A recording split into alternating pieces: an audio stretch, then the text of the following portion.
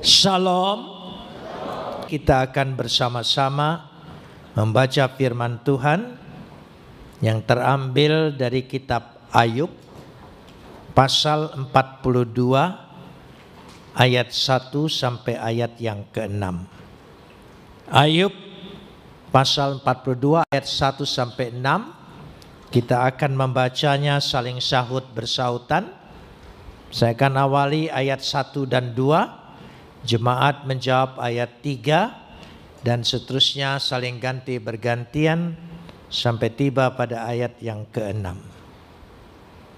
Maka jawab Ayub kepada Tuhan, "Aku tahu bahwa Engkau sanggup melakukan segala sesuatu dan tidak ada rencanamu yang gagal." Ayat 3.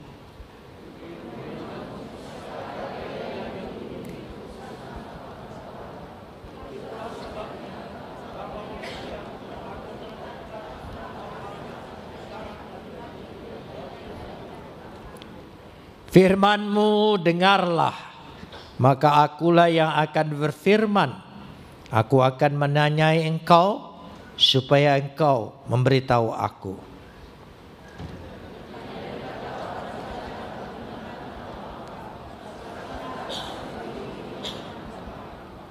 Oleh sebab itu, aku mencabut segala perkataanku, dan dengan menyesal, aku duduk dalam debu dan abu.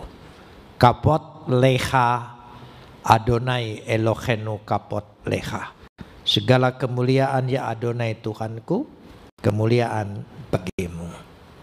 Saudara yang dikasihi Tuhan, saya percaya jemaat pasti hampir semua mengetahui kisah Ayub.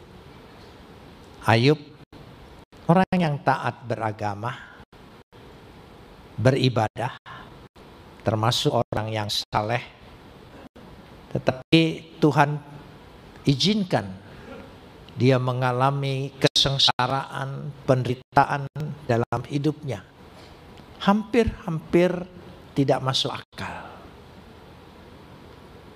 Dan ketika Ayub dalam masa itu, makanya kisah Ayub akan mengungkapkan begitu banyak rahasia kehidupan. Hidup itu ada dua hal. Ada realita, ada kenyataan, dan ada misteri, ada rahasia. Yang kita rencanakan seringkali tidak selalu terjadi. Kita berusaha rencana baik-baik, tapi diizinkan oleh Tuhan hal-hal yang tidak kita inginkan terjadi. Tidak ada orang yang ketika menikah merencanakan untuk bercerai. Tapi realitanya seringkali banyak pernikahan dan perkawinan kandas dengan perceraian. Itu realita. Kenapa ini diizinkan? Baru menikah, pasangannya meninggal. Keluarga baik-baik, punya anak yang cacat. Kenapa? Seringkali kita mencoba mencari jawaban. Tapi segala persepsi kita, ataupun ketika kita mendengar penderitaan orang lain, kita mencoba memberi nasihat. Tapi ternyata nasihat kita itu keliru. Karena kita tidak mengalami. Makanya ketika ada penderitaan dan ada yang datang kepada saya sebagai pendeta, saya tidak punya komentar. Kecuali berdoa dalam hati, Tuhan Engkau yang menghibur, Engkau yang memberikan jawaban. Karena kita tidak sanggup mengungkapkan rahasia-rahasia itu. Ayub punya 3 teman yang sangat beragama, percaya Tuhan, punya tingkat ilmu yang sama tinggi dengan Ayub. Bildad, Sofar, semua teman-temannya itu, Elifas, hebat-hebat. dan mencoba memberikan nasihat kepada Ayub. Dan Ayub mencoba membela diri. Kenapa ini terjadi? Kenapa ini Tuhan izinkan? Ternyata pendapat kita, persepsi kita tentang penderitaan yang diizinkan Tuhan menimpa kita, semua salah. Semua salah. Tidak ada yang tepat. Karena siapa yang punya pengalaman hidup? Siapa?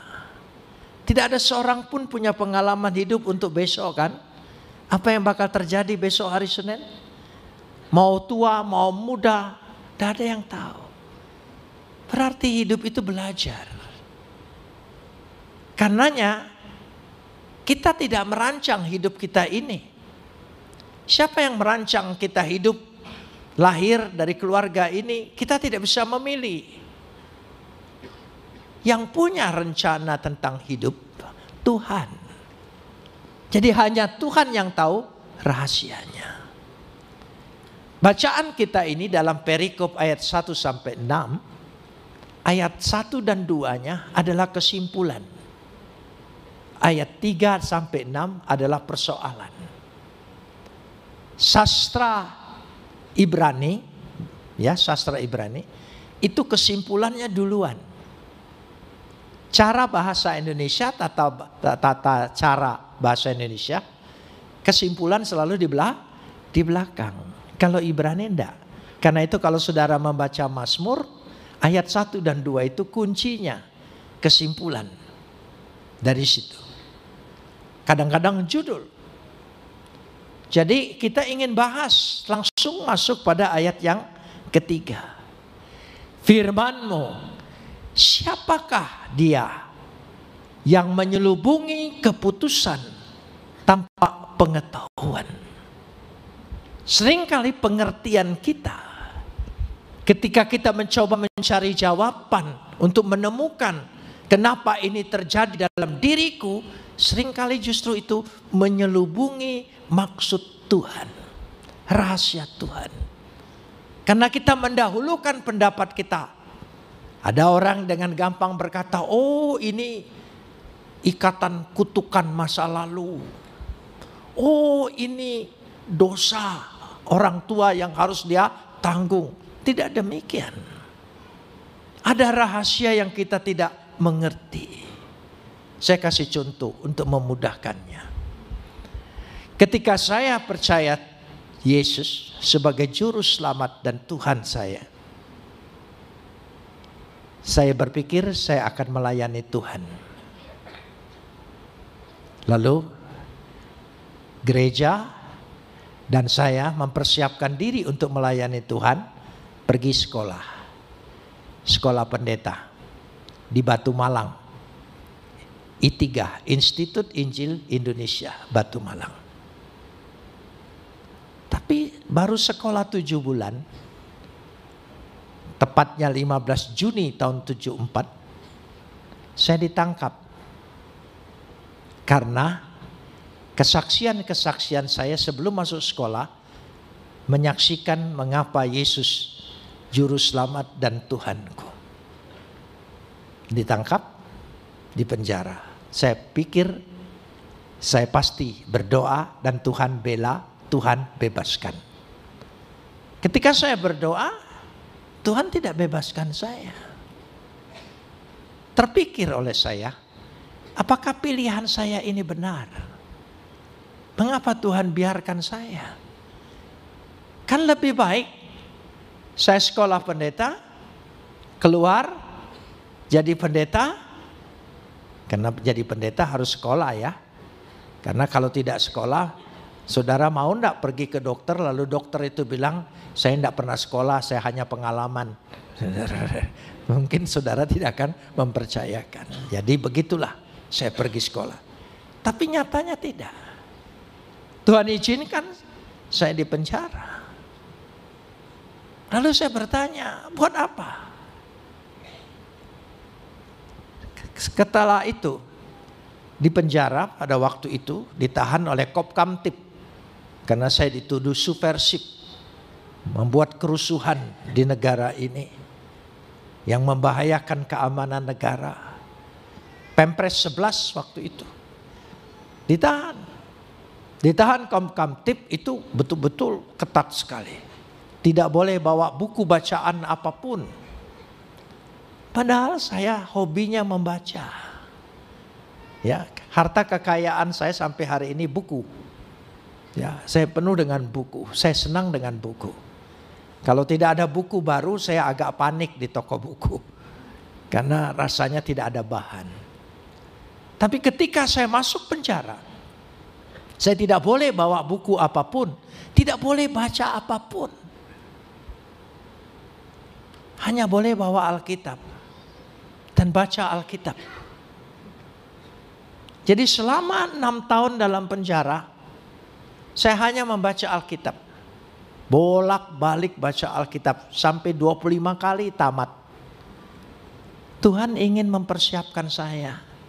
Supaya saya tidak berbicara tentang pikiran saya, pemahaman saya, pengertian saya. Tuhan siapkan saya untuk berbicara tentang sabdanya. Dia penuhi dulu saya dengan firman ini. Kesempatan saya membaca 25 kali tamat baca Alkitab. Barangkali saudara menjadi Kristen tapi belum pernah tamat 1 kali pun baca Alkitab. Saya doakan supaya ada waktu di penjara. Supaya bisa baca. Loh, bukan hanya penjara. Mungkin sakit. Mungkin juga kesusahan. Ketika penderitaan datang, saudara diingatkan kepada Tuhan dan mulai kembali membaca Alkitab. Dan saya membaca Alkitab, ya, Tuhan didik, Tuhan ajar untuk melatih. Istri saya ketika saya ditangkap, karena saya pergi sekolah bersama, istri saya selesai. Saya belum keluar dari penjara, dia sudah diwisuda. 2 tahun kemudian saya baru keluar dari penjara.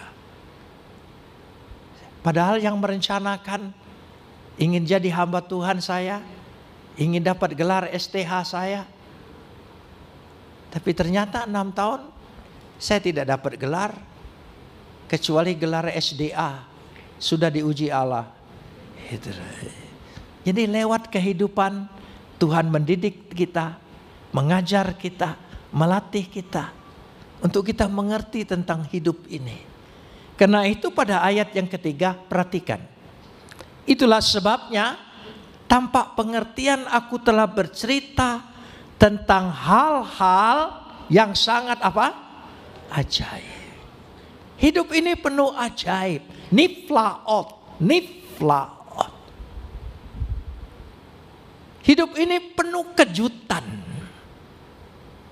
Hidup ini penuh rahasia. Kenapa sampai Tuhan izinkan sesuatu terjadi dalam hidupmu? Di balik itu ada keajaiban Tuhan yang menanti kehidupan kita. Katakan amin. Amin. Ada mujizat Tuhan, niflaon. Ada keajaiban yang kita tidak mengerti. Banyak hal. Sehingga dengan demikian kita dikatakan di situ. Lalu apa sumbernya supaya kita mengerti tentang hidup ini? Yang menciptakan hidup kan Tuhan. Yang punya hidup Tuhan, yang punya rencana Tuhan. Tanya Tuhan. Dari awal kitab Kejadian, coba. Tuhan yang beracara, Tuhan yang berencana. Pada mulanya Tuhan. Coba perhatikan Kejadian 1. Pada mulanya adalah Tuhan. Jadi Tuhan yang memulai segala sesuatu. Beresit bara Elohim et hasisamayim wehaetz aretz. Pada mulanya Tuhan menciptakan langit dan bumi. Tuhan. Karena itu pada ayat yang keempat, coba perhatikan. Ayat yang keempat, coba simak dengan baik. Kita mau baca bersama. Ayat 4. Firman-Mu dengarlah, maka akulah yang berfirman. Tuhan yang berfirman. Dengar. Ya. We anohi adaber. We anohi. Aku yang berfirman. Aku yang berencana. Aku yang punya kehidupan ini. Tanya aku. Kalau memang engkau mengerti tentang hidup, Tuhan menantang. Aku akan menanyai engkau dan engkau kasih tahu aku. Coba perhatikan ayat 4. Aku akan menanyai engkau supaya engkau memberitahu aku. Apa yang kita bisa nasihatkan kepada Tuhan? Tuhan, aku ingin hidup begini, begini, begini. Kita berencana. Kita kuliah, kita pilih jurusan. Sebab kita pikir jurusan inilah yang akan menjadi penopang hidupku. Ternyata kita diterima kerja, jurusannya beda. Ya, jurusannya A, diterima kerja di B, rezeki datang dari C. Heran sekali. Tak ku mengerti hidup ini. Tapi itulah rahasia. Jadi jangan cepat-cepat mengambil kesimpulan dalam kehidupan sesuatu yang terjadi dalam hidup kita yang tidak kita inginkan. Jangan cepat-cepat mengambil kesimpulan. Di balik itu semua ada keajaiban yang Tuhan siapkan bagi kita. Amin. Ya, hidup ini penuh keajaiban, kejutan, niflaot. Jadi firman Tuhan itu, firman Tuhan yang bisa memulai segala sesuatu. Firman Tuhan. Jadi kalau ingin mengerti rahasia kehidupan, baca Alkitab. Alkitab ini penuh sekali kisah hidup. Kisah hidup. Hidup Adam dan Hawa. Hidup orang pilihan Tuhan. Semua kisah hidup. Karena itu Alkitab ini bukan doktrin, bukan wacana, bukan hasil pemikiran, bukan konsep. Dia peristiwa. Peristiwa itu berarti sesuatu yang terjadi. Hidup ini juga sesuatu peristiwa. Karena itu kita baca Alkitab entah mengerti. Alkitab mengungkapkan rahasianya luar biasa. Sesuatu yang indah. Sehingga dikatakan di situ. Akhirnya coba kita lihat ayat yang kelima. Ayat 5. Hanya dari kata orang saja aku mendengar tentang engkau. Tolong sambung. Tetapi sekarang, ya, selagi segala sesuatu yang kita dengar kata orang tidak berarti. Tapi ketika kita mengalami sendiri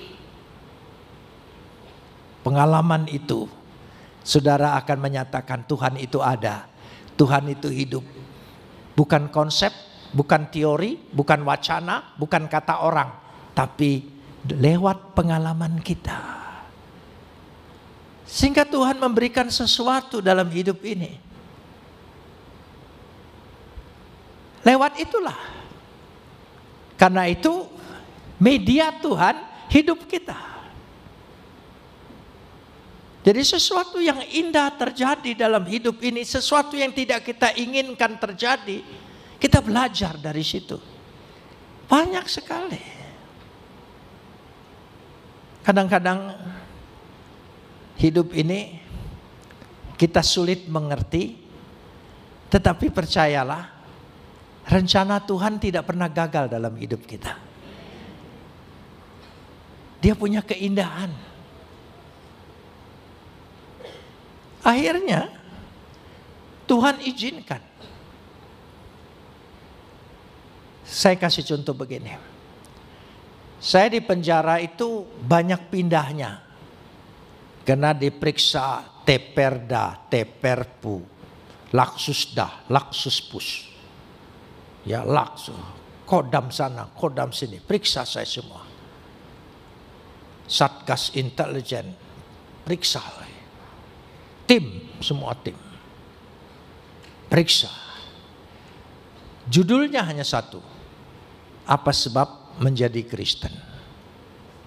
Karena melihat aktivitas saya, pengetahuan saya, keluarga saya, latar belakang saya, mereka sulit mengerti mengapa saya bisa jadi Kristen.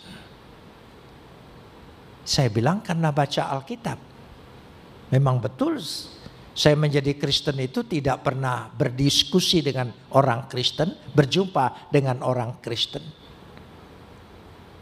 Saya waktu dulu sebelum menjadi Kristen, kalau lewat depan gereja, saya nolehnya ke tempat sini. Enggak mau saya noleh ke gereja. Karena muka saya 40 hari berkatnya hilang. Nah, gitu. Itu kepercayaan saya. Jadi karena itu tidak mungkin bisa berjumpa dengan orang Kristen.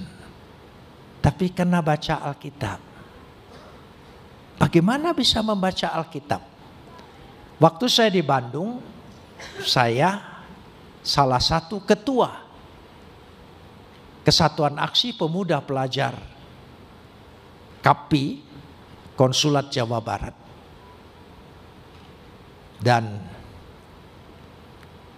memberantas Orde Lama, PKI, dan sekaligus saya memberantas gereja. Banyak gereja yang saya rusak dan dibikin susah. Pernah di Kebon Jati, Jalan Kebon Jati di Kota Bandung, itu ada gereja namanya GKI. Kami pernah serbu ke sana. Mau kami bakar. Karena isinya, ya, tapi kita datang ke sana bukan hari Minggu, jadi kosong. Kita mau bakar, nggak jadi, karena di depan gereja itu banyak warung-warung masyarakat. Dia bilang jangan dibakar, nanti kami ikut terbakar. Saya bilang kalau begitu kita bakar isinya saja, keluarkan semua ke di halaman. Teman-teman tidak sanggup mengeluarkan karena kursi GKI zaman dulu itu berat-berat semua. Ya, jadi antara depan sama belakang menyatu. Saking jengkelnya saya, sudah buku-bukunya saja. Ya, sebab di gereja GKI itu buku dan buku nyanyiannya, Alkitabnya ada di depan semua kan, ditaruh. Karena jemaat datang tidak perlu bawa Alkitab dan buku nyanyian. Jadi itulah yang kami kumpulkan. Dan sebelum dibakar sudah kasih minyak tanah. Saya bilang tolong ambil satu kitabnya. Buat kenang-kenangan bahwa kita sudah menaklukkan daerah ini. Dari Alkitab itulah saya baca. Ya, saya baca. Jadi ada proses. Meskipun panjang, tapi proses itu. Dari Alkitab itu. Ketika saya ditunjuk sebagai ketua lembaga perbandingan agama untuk mempelajari agama Kristen, mencari kelemahannya. Jadi pertama baca Alkitab itu bukan ingin percaya, mencari kelemahannya. Saya pelajari, teliti. Dan bacanya dari kejadian awal. Saya belum pintar baca seperti orang Kristen. Orang Kristen sudah pintar baca Alkitab. Baca ayat ini loncat ke sini, baca ayat sini loncat ke sini. Maka seumur hidup tidak pernah tamat. Bacanya loncat-loncat saja. Jarang sekali orang Kristen baca kitab imamat. Oh enggak, dilewat itu saudara. Karena yang dicari yaitu mintalah apa saja yang kau kehendaki, tandai. Serahkanlah segala khawatirmu kepadaku, tandai. Ya, tidak ada yang nandai. Celakalah kamu yang munafik. Tidak ada yang nandai. Cari yang senang-senang. Saya baca. Begitu ketemu kelemahannya dan sebagainya, ya saya senang dapat bahan. Tapi ketika saya membaca sampai pada Injil Yohanes 1 ayat 1. Pada mulanya adalah firman, firman itu bersama-sama dengan Tuhan. Firman itu adalah Tuhan. Baru saya ngerti. Dulu saya mengerti Isa itu adalah kalam Tuhan. Tapi saya tidak mengerti kalam Tuhan itu ciptaan. Tapi dikatakan di sini kalam Tuhan itu, firman itu dalam permulaannya sudah ada bersama-sama dengan Tuhan. Dia tidak diciptakan Tuhan, dia sudah ada dengan Tuhan. Terbukalah hati saya. Yohanes 1 ayat 1, Yohanes 1 ayat 14, Yohanes 1 ayat 18. Tidak seorang pun pernah melihat Bapa kecuali anak yang ada di pangkuan Bapa. Dialah yang menyatakan. Oh, memang betul tidak seorang manusia bisa melihat Tuhan. Tapi anaknya lewat firman-Nya yang menjadi manusia, dialah yang menyatakan Tuhan yang benar itu siapa. Terbukalah hati saya, percaya. Waktu diperiksa pun itu ditanya. Saya bilang karena baca Alkitab. Baca Alkitab, iya. Baca yang mana? Saya tunjukkan ayatnya. Yohanes 1 ayat 1, Yohanes 1 ayat 14, Yohanes 1 ayat 18. Lalu salah satu pemeriksa, mana? Dia ambil Alkitab saya, dia tanya, mana ayatnya? Ini. Yohanes 1 ayat 1, Yohanes 1 ayat 14, Yohanes 1 ayat 18. Dia baca. Setelah dia baca, dia ngomong begini, saya nggak jadi Kristen. Saya baca yang kamu baca, saya tidak jadi Kristen. Kamu bilang karena baca ini, ngomong yang benar katanya, yang masuk akal. Iya, saya bilang, saya baca ayat itu saya menjadi Kristen. Lalu dia marah, saya baca juga. Kenapa saya tidak jadi Kristen? Oh beda Pak, saya dipilih, Bapak tidak. Oh iya. Amin. Kalau kita percaya, itu bukan hebatnya kita. Karena Tuhan sudah memilih kita. Bersyukurlah. Kita tidak terlalu bagus, tidak hebat-hebat benar sih sebagai orang beragama. Tapi bisa percaya, bisa terbuka hatinya. Itu karena Tuhan memilih kita. Kalau bukan pilihan Tuhan, tidak mungkin. Banyak orang tidak mengerti. Kok Tuhanmu itu ada bapa, ada anak. Mana ibunya, mana bidannya. Bapak dan anak itu hanya istilah. Bukan menyatakan hubungan biologis. Bukan. Bapak, anak, lalu dicari ibunya. Enggak perlu. Saudara punya anak kunci kan? Ada anak kunci? Mana ibu kunci sama bapak kunci? Kan enggak ada. Berarti tidak perlu berbicara hubungan keluarga biologis. Itu hanya simbolis. Anak tangga. Kan anak tangga. Apa yang kanan bapaknya, yang kiri ibunya? Kan enggak. Kita menyebut negeri kita Ibu Pertiwi.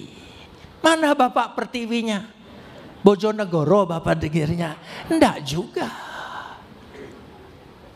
Jadi itu hanya istilah. Kami menyebut Bapak dan anak. Bukan berarti Bapak lebih unggul lalu anak lebih rendah. Tidak. Untuk menunjukkan keberasalan firman ini. Yesus ini sebelum menjadi manusia adalah firman yang sehakikat dengan Tuhan, berada dalam diri Tuhan. Sama mulianya, sama agungnya, sama segala sesuatunya dan sama kekalnya. Apa saja yang ada dalam diri Tuhan sama, tidak ada bedanya. Amin. Firman itulah yang menjadi manusia. Itu yang saya buat percaya. Tapi lewat proses. Bisa bersaksi di pengadilan, bisa bersaksi dalam penjara, bisa bersaksi dengan pemeriksa. Karena Tuhan izinkan. Jadi kalau Tuhan izinkan sesuatu yang terjadi yang tidak enak dalam diri kita, itu medianya Tuhan. Buat kita menjadi alat Tuhan. Amin. Iya. Banyak orang menjadi percaya dalam segala perkara. Sehingga itulah yang dikatakan di sini, bukan kata orang lagi. Karena Alkitab ini adalah peristiwa. Tapi kita harus mengalami. Bagaimana kita tahu kuasa doa kalau kita tidak berdoa? Bagaimana kita tahu Tuhan pasti buka jalan? Ya, semua punya pengalaman. Kalau tidak punya pengalaman dalam hidup ini, iman kita hanya sebatas doktrin. Di penjara sering datang ibadah-ibadah berbagai gereja. Tapi dalam ibadah itu saya ikutin semua. Gereja apa saja saya ikutin. Yang penting ada kesempatan keluar dari kamar. Gitu. Jadi ikutin. Jadi saya tahu semua cara ibadah macam-macam. Ya, ada satu lagu dalam penjara yang saya tidak sukai. Paling tidak suka. Waktu itu. Ternyata teman-teman sepenjara juga tidak suka. Lagu apa? Sekarang saya sudah bebas. Saya bebas oleh begitu kan lagu itu. Bebas, bebas, bebas. Saya diam aja. Enak aja bilang bebas, bebas. Dia kan pulang ke rumah. Kita ke kamar lagi, ke kamar lagi. Loh iya, kata bebas itu kata paling keramat bagi orang dalam penjara. So begitu nama kita dipanggil bebas, keramat betul.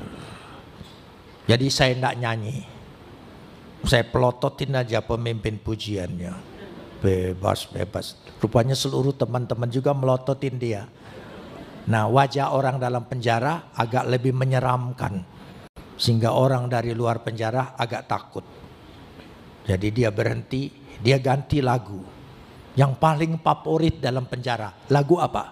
Ku tahu Tuhan pasti buka jalan. Oh, pintu penjara mau dibuka. Itu lagu favorit. Saudara tertawa karena saudara tidak pernah masuk penjara. Kalau saudara masuk penjara, saudara tahu artinya itu. Ya. Luar biasa. Begitulah caranya. Sehingga cara Tuhan mendidik, mengajar kita terus. Saya kalau di penjara itu suka dipindah-pindahin. Karena periksa sana, periksa sini. Kalau di Jakarta saya ditahan di Kopkamtib dan ditaruh juga di RTM Budi Utomo, Jalan Budi Utomo, RTM, Rumah Tahanan Militer. Kumpul semua. Ya di sana. Setiap pindah, ya dikawal, dan saya diborgol. Diborgolnya bukan begini, diborgolnya satu di tangan saya, satu di tangan penjaga. Jadi berdua begitu. Saya bergerak, dia bergerak. Saya jalan, dia jalan. Saya duduk, dia duduk. Naik pesawat, pindah ke Jakarta. Ya, di pesawat saya mau ke WC, tidak dilepas, dia ikut. WC pesawat kan kecil, jadi dia satu kaki di luar, satu kaki di dalam, dia ikut. Saya sedih, kayaknya tidak adil. Masa dia tidak pikir sih? Ya, di pesawat mana mungkin saya melarikan diri kan? Emangnya saya mau terjun mati kan? Ya tidak mungkin. Tapi tetap aja. Sampai duduk lagi. Saya merenung. Tuhan memberikan pengertian, menghibur saya. Borgol itu artinya Immanuel, Tuhan beserta kita. Kemanapun engkau pergi, aku tidak pernah lepaskan. Aku selalu ada bersama engkau. Terhibur saya, senyum saya. Penjaganya tanya, kenapa senyum-senyum? Ini arti Immanuel, Pak. Jadi saya mulai injilin dia. Dia kan tidak bisa lari. Dia harus dengar. Ya. Paling enak penginjilan dalam penjara. Orang berharap pertolongan Tuhan. Enak sekali. Ya, memberitakan Injil itu ada 3 tempat yang paling enak. Penjara, rumah sakit, di tempat orang mati. Tempat orang mati khotbah paling semangat. Lihat tuh. Kalau sudah begitu, udah ingat Tuhan, ayo. Wah, enak sekali, saudara. Gitu. So, kalau di orang mati itu tidak boleh dihibur dalam arti begini. Ini pasti masuk surga. Siapa bilang? Hidupnya kita tidak tahu, kita tidak tahu. Kalau dia percaya Yesus, dia pasti masuk surga. Saya percaya. Satu-satunya pengharapan kita adalah kepastian.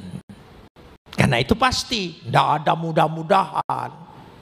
Ya, kalau mudah-mudahan dari dulu juga mudah-mudahan saya. Ya, adalah sebuah kepastian.